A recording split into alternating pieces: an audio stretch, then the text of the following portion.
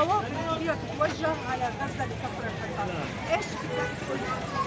نشكرهم طبعا شكر كبير لوقوفهم معنا في هذه اللحظة في هذه الساعة، رغم يعني انه ما في عندنا طعام ولا في اكل ولا في شيء، وطبعا زي ما انتم شايفين الحرامية بتتنقل في الشوارع، انه يعني ما فيش مفروض والبلد صار عندنا سيف.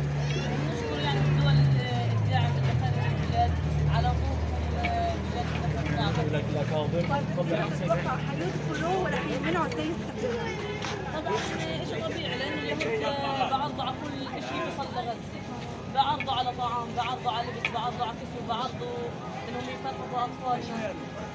طبعا انا واحد من الناس شيء طبيعي يعني يوقفوا هذه ويمكن يغذوا السفن يعني. طيب هلا هاي القافلة هي عبارة عن قافلة بشرية، يعني ناس، نساء، رجال، أطفال حيدخلوا على غزة ويقولوا يا جماعة بكفي قتل الأبرياء أو اقتلونا معه.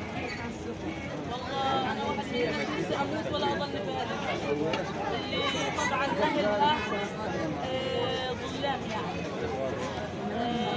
احنا بنشكر الدول اللي بتحاول تساعدنا، وعلى الاقل يوقفوا المجازر اللي في قطاع غزه، او يعني طبعا اصبحت عندنا كارثه اكبر من كارثه القتل اللي هي كارثه الجوع.